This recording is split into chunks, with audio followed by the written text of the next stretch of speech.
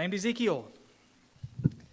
He was the fourth of the major prophets. The prophets we call major. They were called major prophets because they wrote a major amount of material. They prophesied a major amount, I guess you could say. It has nothing to do with the importance or significance of them. It is strictly because of their ministries. Not necessarily their book, maybe, the book that records their ministries, because Daniel is significantly shorter than the other three, and I believe, I still haven't confirmed it, but shorter than a couple of the minor prophets. But Ezekiel is certainly long. One of the major prophets without a question, because of it's 48 chapters long. He was also a priest, and he prophesied to the exiles, the Jewish exiles, during the time of exile. He is a contemporary of Daniel. The only difference being, Daniel was in the royal city prophesying to the Babylonians, whereas Ezekiel was in the same captivity, just in the country, outside any of the big cities, prophesying, as he says, the river Kibar, prophesying to the Jews. So Daniel prophesied. I don't know if we ever have any record of Daniel prophesying to Jews. It's, as far as we know, explicitly to Gentiles, Babylonians and Persians. But Ezekiel, I think, is, well, in a way, it's the exact opposite, but we do see some of his prophecies were directed at the nations, but it doesn't seem that they were actually delivered to the nations personally by Ezekiel. Our book calls him the man who was every inch a churchman. Okay, is the only thing I'd say to that. Sure. What I remember about Ezekiel, two things actually. Number one, fun fact, Ezekiel is called Son of Man 93 times in the book of Ezekiel. Anybody know something significant about Son of Man? That is what Jesus seems to have been Jesus' preferred way to refer to himself. Anytime that Jesus referred to himself in the third person, he I won't say almost always, but I think if we could put it in a pie chart or something, Son of Man would be the biggest piece of the pie, because that's what he usually or seems to have preferred to refer to himself as, the Son of Man. So I find it interesting, as you read through Ezekiel, God keeps calling him Son of Man. And I'm not trying to say that he was Jesus, pre-incarnate or anything, but it's just there seems to be some kind of connection, because I don't think anybody else is called that. Maybe a Son of Man or something like that, but to be called Son of Man 93 times in 48 chapters, seems like there's something there. I just maybe don't know what it is, but it's interesting, if nothing else. We don't know a whole lot about him. Actually, I said two things, didn't I? The other thing is, his ministry was more visual than some of the other prophets. And we'll look at a few examples of this. Actually, we can go ahead. I kind of went through Ezekiel, and I didn't include it in the typed up handout, but I just kind of wrote it on the back of mine. Some things of noteworthy things from the book of Ezekiel. It seems to me it's not really a prophet we study very often. Isaiah gets tons of attention. Daniel does because of the things he went through during his ministry. Isaiah because of some of the huge things he talked about. Jeremiah gets a lot of attention, and then some of the minor prophets get a lot of attention. But Ezekiel's just kind of, what did Ezekiel say? That so important. Well, I'll tell you one. Chapter 3 and chapter 33. It's not something of great spiritual relevance later, but it's just a principle especially for preachers, but I would say all Christians should kind of hold themselves to this. 2 chapters in Ezekiel has almost the exact same thing, and it's conveniently chapter 3 and chapter 33. In chapter 3 and 33, God calls Ezekiel his watchman. He says, "You are my watchman." Now, what do you think a watchman would do? He is a man who would watch. That's why he's called a watchman. Well, in this case, he's not talking literally, but he's talking spiritually. He says, I've made you a watchman for the house of Israel. And here's what he says: whenever you hear a word from my mouth, you shall give them warning from me. This is basically the job description of a prophet in Ezekiel 3 and 33. Whenever you hear a word from my mouth, you shall give them warning from me. If I say to the wicked, you shall surely die, and you give him no warning, nor speak to warn the wicked from his wicked way, in order to save his life, that wicked person shall die for his iniquity, but his blood I will require at your hand. But if you warn the wicked, and he doesn't turn from his wickedness, or from his wicked way, he shall die for his iniquity, but you will have delivered your soul. And he keeps going on about warning a righteous person. So that principle is one that many people today, I think, forget. And that's why they get mad at preachers all the time. That's why people get mad at preachers. They don't understand. God, it's the same principle. The only difference is preachers today aren't going to hear a word from God's mouth that nobody else heard. But as far as what God has said, it's still here. And so the job of a preacher, in part, is to give warning. But the warning didn't come from the preacher. The warning came from God. So it's kind of like Moses and Aaron said, why are you getting mad at us? It's got nothing to do with us. We're just telling you what God said. So your problem's with God. It ain't with me. So God says that to Ezekiel. Pretty powerful stuff, especially if a congregation is in a situation where some people are mad at the preacher and won't be appeased or is just mad, period, for their own reasons. Ezekiel 3 can come in handy. But here's another thing that chapter 3 is noteworthy for. And I wrote some of these things about his pictorial ministry. He says, now whether this was in a vision or not, it doesn't say it was. But in chapter 3, these are words that you can remember it by, if you're not going to remember it by watchman. Eat this scroll. Eat this book. Some might say, but it wasn't a book, it was a scroll. May not make a difference in most cases, but in this case I think it does, because I'd rather eat a scroll than a book. I don't know about you.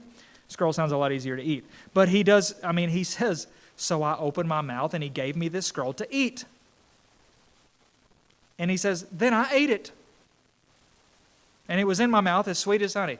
That's just the beginning of a long, not really series, but many things that God tells him to do.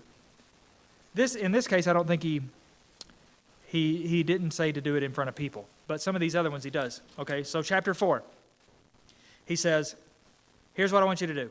I want you to build a little model city, and it's going to be Jerusalem.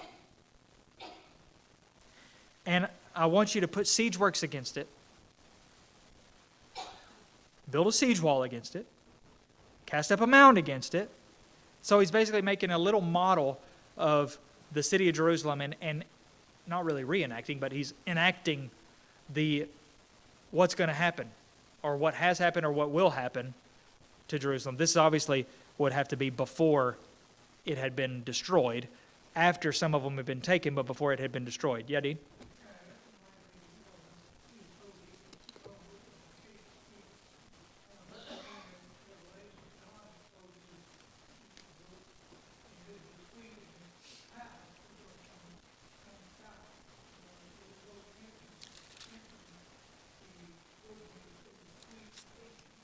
Yeah.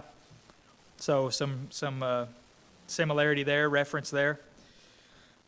So he's going to build this model city and just dramatize what's going to happen to Jerusalem.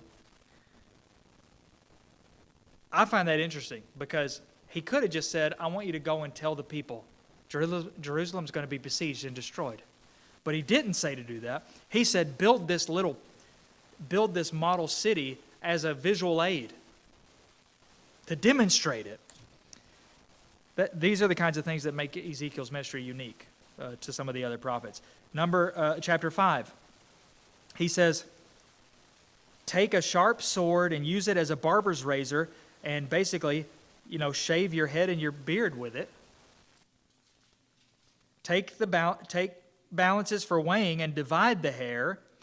Burn a third of it in the midst of the city. So these are things that he told him to go do in public.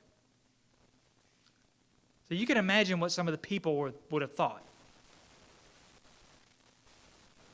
Go out in the middle of the city, shave your head and your beard, divide the hair, take a third of it and burn it in the middle of the city when the days of the siege are completed. Then take a third of it and strike it with the sword all around the city. What would you think if you saw a person doing that? This person is either on drugs or needs to be on drugs. One of the two. Pretty much no other option. He's holding some hair and hitting it with a sword. That's not normal behavior, which is kind of the point, I guess, part of it. And a third part you shall scatter to the wind. And then, and I will unsheath the sword after them. Okay, so that's just the first couple verses. So again, Ezekiel, maybe you could say he got to have a little bit of fun, or maybe not so much, but it's definitely unique compared to most of the other prophets. Yeah, Dean, do you have something else? Okay. Chapter 6. Go and prophesy, turn towards the mountains and prophesy against the mountains. Again, something's wrong with this person. He's talking to mountains. He's calling them by name. You mountains of Israel, hear the word of the Lord Jehovah. Chapter 12. He says, I want you to pack up your things and an exile's baggage. When I think of an exile's baggage, you know what I think about? You know what I think of? What the image I got in my mind? The old stereotypical hobo. If you were going to dress up as a hobo for Halloween, what would you have? You have like a broom handle with a bag tied to the end of it. He's basically telling him to do that. And not literally, but that kind of thing. And go into exile by day in their sight. So you're going to go out in front of the people, and just so they can see you with your, I don't even remember what they call, a bindle or something. Is that what it's called? I don't remember what it's called. But you're going to go just to be seen. He's not really supposed to, look at how many times God says in their sight. Verse 3, go into exile by day in their sight. Go like an exile from your place to another place in their sight. Perhaps they'll understand.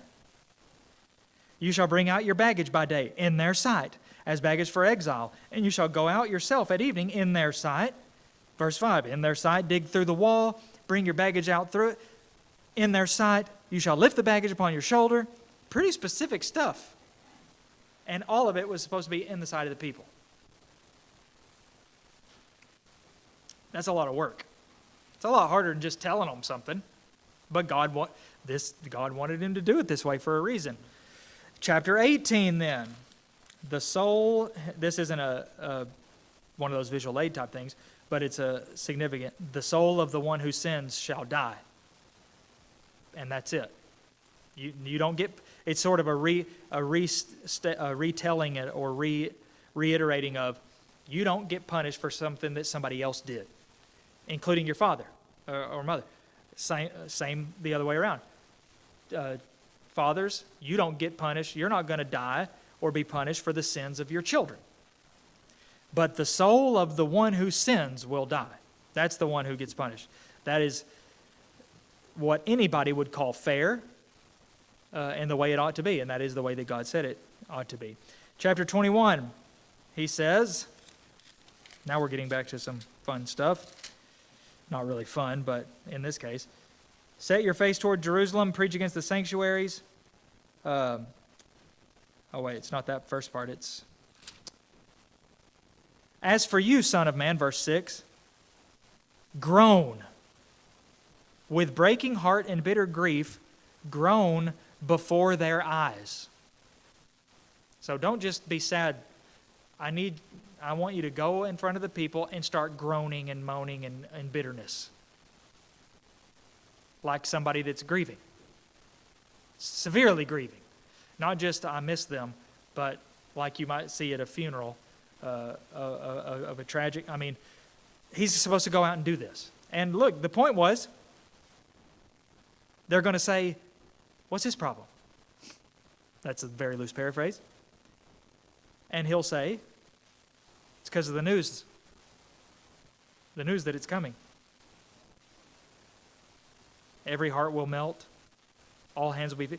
Again, he's talking about how God is about to punish, he's punishing them, and he's about to punish them even further.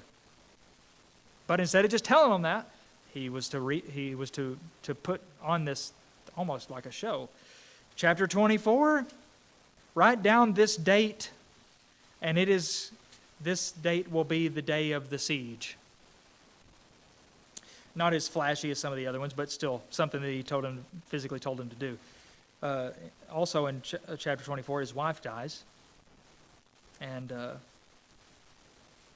there's probably more that we can say on that, but we won't. Chapter 33 is I already said that, the watchman, again, speak to your people and say to them, and then he says, I've made you a watchman. Verses 7 through 9 are almost exactly like the verses we read in chapter 3. Chapter 34, a scathing rebuke of the shepherds of Israel. So I would recommend any elder of the church to read Ezekiel 34 and take it to heart. Even if they're not guilty of this, take it to heart as a reminder of what God thinks about shepherds who aren't doing their job. And there are a whole lot of shepherds, just so you know, who ain't doing their job. And sometimes it's their fault. I guess in every instance it would be partially their fault, but sometimes really we've got it all messed up in a lot of ways. The preacher's doing the elder's job, the elder's doing the deacon's job, and the deacons are sitting around twiddling their thumbs because they don't have anything to do. They don't know what they're supposed to be doing. So we put elders over the air conditioning, we put elders over the grounds, and we put elders over the finances, we put elders over the classroom, whatever, and we put not the content, but just, I don't know, the layout of the classroom.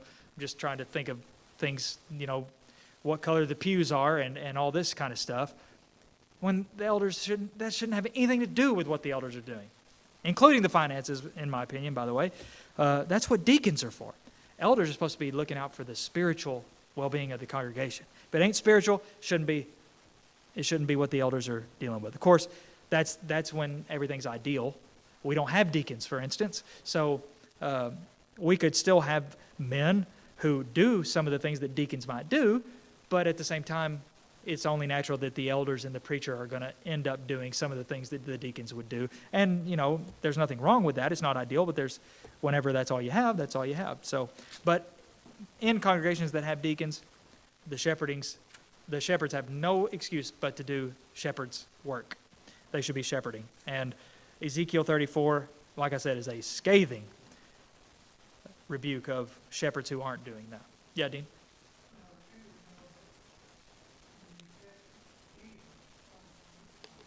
Mm-hmm.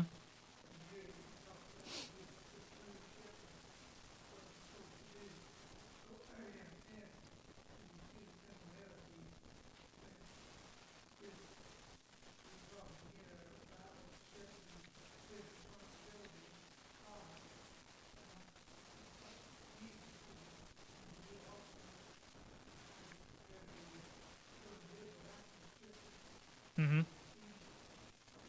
Yep. He said himself that he looked at Israel and sees sheep without a shepherd. And the reason, it goes all the way back, you could say it goes all the way back to Ezekiel's time and before. Because what was going on in Ezekiel's day? The people of Israel weren't being shepherded. So even all the way up to Jesus' day, still, they got no shepherd. But he wanted to be the shepherd, but the problem was the sheep wouldn't follow him. Yeah.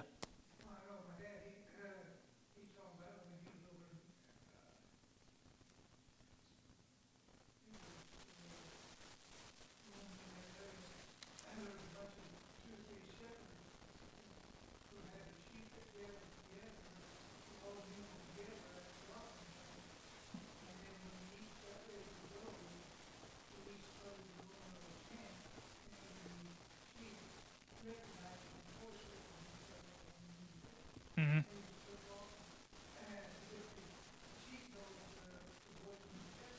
Yep. Yeah. They didn't recognize Jesus' voice because he wasn't what they wanted him to be. So, in that way, they didn't recognize his voice because they didn't want him. But yeah, sheep, as much as we might knock them for being dumb compared to other animals, they know their master, their shepherd's voice. They know the voice, and no matter how tangled up they might be with another flock or whatever, if you got the two shepherds and they know. They don't get caught up with each other. They know which way they're to go. Okay, chapter 36. Again, he tells them to prophesy to the mountains, literally, which he literally does. Chapter 37, another, I guess, somewhat infamous situation of the valley of dry bones. I think there's one of the kids' songs that they sing at places about this, maybe. I don't think we do. I haven't heard it in a long time, but there's something about dry bones. That's all I know. And I'm assuming it comes from this. And it's a vision, by the way. In this case, it specifically says, he brought me out in the spirit of Jehovah. Just like John said, I was in the spirit on the Lord's day. Well, there's these bones, and he says, prophesy over these bones and say, oh, dry bones. So it's kind of like talking to the mountains a little bit, although, again, this is a vision. He also says, take a stick and write on it, Ephraim or Judah, and then take another stick and write on it, Joseph, and then take them and make them into one stick before their eyes, so that's also in chapter 37. And then chapter 39 is the last one I've got. Speak to the birds and the beasts. So all kinds of things, and these are the only ones I could find. I tried to dig up a time where I compiled all these together. I couldn't find it, so I had to do it again. These are the only ones I could find in short notice. But hopefully that's enough to at least back up, my characterization of Ezekiel's ministry, different than other prophets' ministries. Jeremiah's ministry was characterized by horrible persecution by his own people. Isaiah's ministry was sort of characterized by, I guess, a few things, but probably his messianic prophecies most of all. Daniel's was characterized by some of his dream interpretation and getting thrown into the lion's den and those things. But Ezekiel's has to be these weird things that God made him illustrate or demonstrate something by his actions. A very active ministry in that sense. But he also dealt with some of the stuff, maybe not exactly as Jeremiah did, but God told him, listen, the people aren't going to listen to you, okay? I need you to go, but they're not going to listen to you, but I need you to go and tell them anyway. Doesn't matter if they're going to hear you or not. That's chapter 2 when he calls Ezekiel. Hear what I say to you. Don't be rebellious like that rebellious house. Open your mouth. Or excuse me, verse 7. You shall speak my words to them, whether they hear or refuse to hear. Doesn't matter. You speak the word I'm giving you. Yep.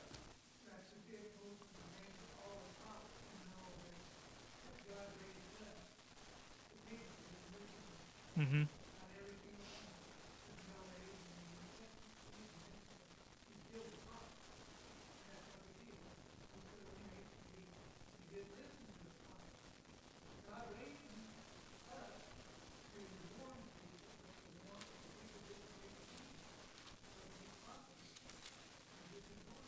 Yep. That will be very tough. I mean, we're talking before his ministry even starts. God assures him that they're not going to listen. Now, usually with us, we might want to tell somebody something, and we've got it in our head that they're not going to listen. They're not going to listen anyway. So what do? We don't bother. I know they're not going to listen. First of all, that's not true, because we don't know that they're not going to listen, but we assume they're not going to listen, so we don't say anything. Well, here, how much more then if we actually knew that they were not going to listen? We definitely wouldn't bother then. And God tells them they're not. He doesn't. The verse I read, he doesn't say that, but he says it in one of the other verses. They're not going to listen. But I need you to go and tell them anyway. And that's why he reiterates, if you don't tell them, you're not going to die because of their iniquity. They're going to die because of their iniquity. But you are going to be held accountable for not telling them. If I say this person's going to die, and that is so applicable to spiritual life today. God has said things that are wrong and sinful. And he has said that when people do these sinful things, their souls are going to be held accountable. They will experience judgment. So there's the warning. So when God says, if I warn these people and say, you're going to die because you're doing this, it's your responsibility to tell them. So now that God has said, since we know things that are sinful, if we see somebody, especially somebody that we love, doing it, shouldn't we tell them? Isn't that something we should? It's not going to be comfortable necessarily. It's not something that we should take pleasure in. And by the way, God, that's another theme of Ezekiel, at least if we count, a couple of times being a theme, where God says, I take no pleasure in the one who dies. I don't want you to die. I want you to not die. I want you to live. That's why I'm sending you these prophets, to try to wake you up and snap you out of it, because I don't want you to die. So, yes, God punishes people, or will punish people, but he doesn't take pleasure in it. He doesn't want to do it. Now, but he is a righteous and holy and just God, and it must be done. Like I said, Ezekiel was also a priest. I think that gets overlooked often. I even kind of forgot that he's referred to in that way. He talks a lot about the downfall of Jerusalem and Judah, but he also has some positive, like looking through the gloom, kind of like Jeremiah did, to say there is a bright side. There is a light at the end of the tunnel, but that depends on you, basically. God will bring us through this tribulation, but only if you turn to him, only if you turn from your wicked way. His covenant is still applicable, but it's also conditional. So what are you going to do? It's kind of the call of the prophet. Yep.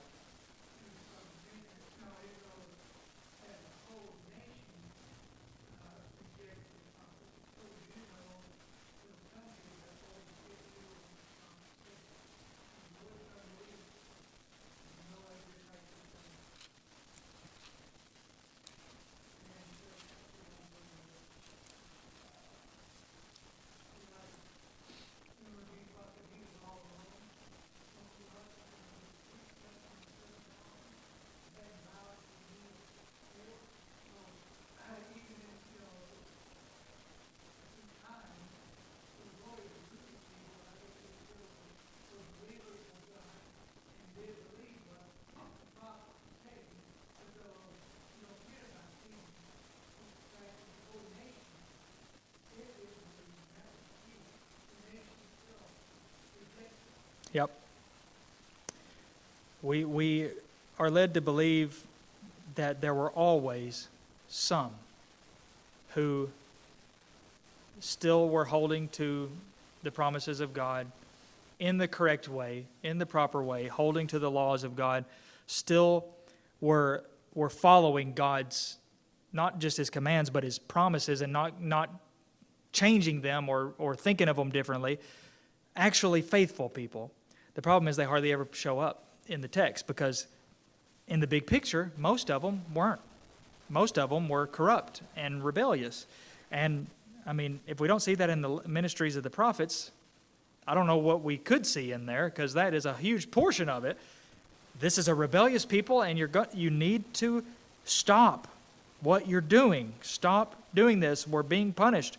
God is not going to let us get away with this. So, but there were those people. Ezekiel's one of them. Jeremiah was one of them. And his job was to declare. On the handout where under just to fill this in, under 4a, the citation would be chapter 24, verses 15 and following. I put citation there because I didn't have it on hand. The author of the book didn't put it there, but then I forgot to go get it and fill it in. So that's what should be there. Ezekiel 24, very strange to our ears when he says, your wife is about to die, but you're not allowed to mourn for her. So even his own personal life, God was going to have him use it in the same pictorial way that he used those other things. So, and it's kind of a harsh message if you think about it. What would this represent? Well, seems like his wife represents God, and his wife represents Israel, and he's not even going to mourn? That should be an eye-opener. Yeah, Dean?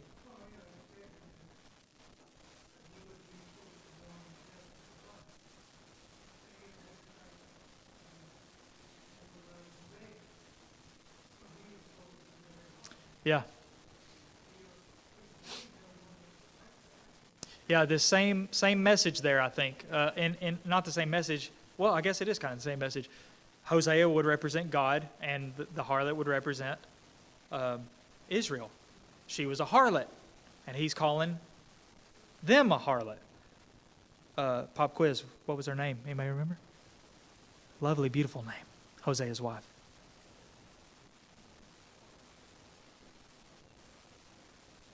Gomer. See, I was being sarcastic. Not very beautiful. Maybe she was, but unfortunate name. Anyway, just reminds me of Andy Griffith. So, you're a harlot. And here's the prophet, and his life situation is going to be a sign. Well, same thing with Ezekiel. His wife died. He is not even to mourn, and that is a sign. He says that. This shall be a sign. Thus shall Ezekiel be to you a sign. So the prophet himself was to be a sign. And just an interesting ministry all around. But how about some lessons? Here's one. When God speaks, we do, or we should. When and where God speaks, we do. That's seen in the life of the prophet in general, but especially in chapter 3 and chapter 33. When you hear a word from my mouth, you better tell it to them. And if you don't, you'll be held accountable. Number 2, God's will is greater than ours, and we often can't grasp the full intent and extent of it. That would certainly apply to what we just talked about. His wife's going to die. In fact, God, if we read the text itself, it says, I'm about to take her from you. And yet you shall not mourn or weep, nor shall your tears run down. Sigh, but not aloud, make no mourning. We may not always understand what God's intentions are and what exactly why this is what he wants. But his will is greater than ours. And so we should just understand that he's God and we're not, and just do it. Thankfully, that should be easier for us than it is for Ezekiel, because he's not going to ask any of us to do anything like this, or like Hosea, for that matter. And number 3, we need to be bold enough to proclaim the truth, even the hardest of them, even the hardest of truths. I don't mind telling the truth, but I don't want to say that. I don't want to have to say that thing. It's like I can only imagine for a doctor or a surgeon or something. It's one thing to be able to tell the family that there were some complications, or it's severe. But I don't want to tell them that they've lost their loved one. Some truths are harder to tell than other truths. And spiritually, it's also true. I don't mind telling somebody that, these people are in sin and these people are in sin. But it's a lot harder to say, hey, you and your current, where you are right now, is you're going to be punished. You're going to be condemned if you continue. That's hard to tell somebody. It's hard to tell yourself, yeah. I don't even want to tell myself. But especially if, in Ezekiel's case, you got to go tell him. Yeah, David?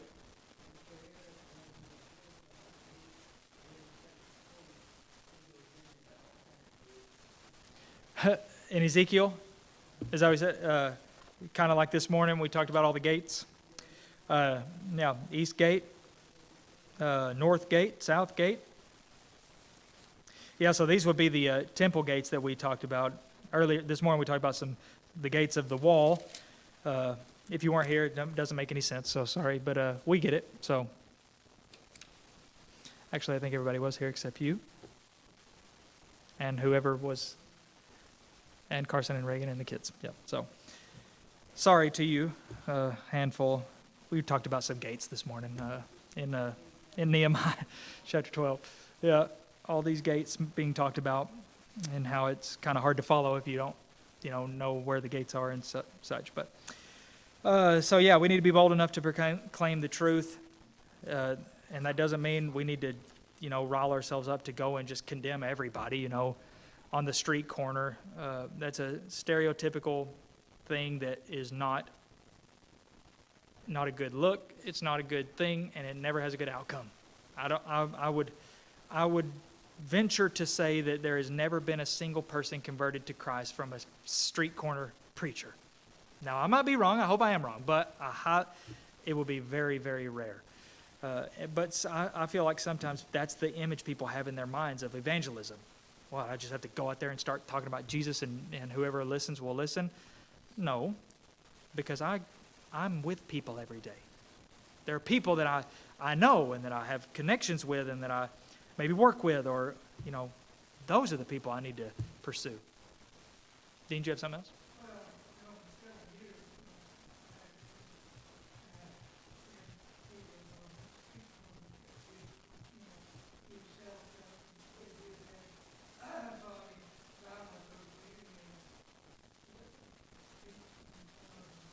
Yeah.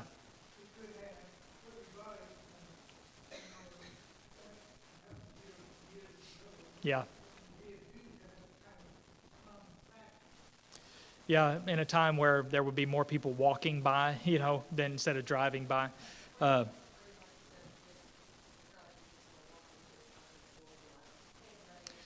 Yeah, the stereotypical image of a man standing on the street with a Bible in his hand and, judgment's coming, blah, blah, blah, blah. And, okay, thank you, sir, I guess. I mean, didn't really help that much. What am I supposed to do,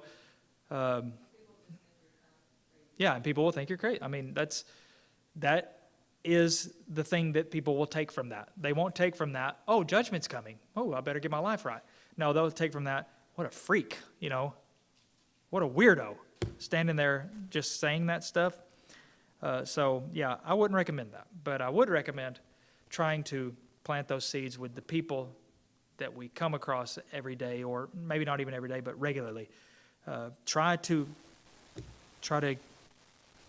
get something, plant something, and not get down on yourself or rip yourself to shreds if you aren't able to reach them or get to them. Just keep trying.